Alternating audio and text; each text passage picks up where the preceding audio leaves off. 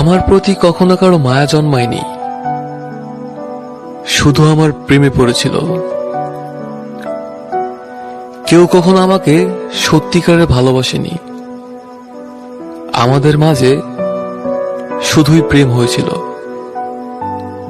আমি চেয়েছিলাম খোলা আকাশের নিচে এক টুকরো প্রণয়,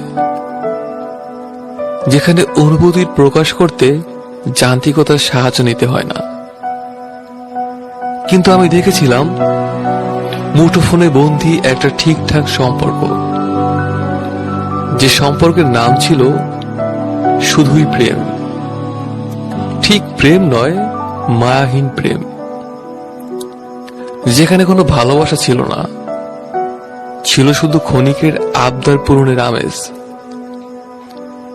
আমি চাইতাম আমাদের সম্পর্কের একটা দীর্ঘমেয়াদী নাম দিতে। বুঝতেই পারিনি এক মালিকানা অনুভূতিগুলোতে অংশীদার হয় না।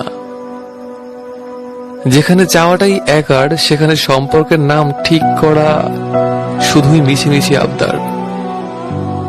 আমাদের শুধুই প্রেম হয়েছিল, ভালোবাসাটা আর হয়ে ওঠেনি।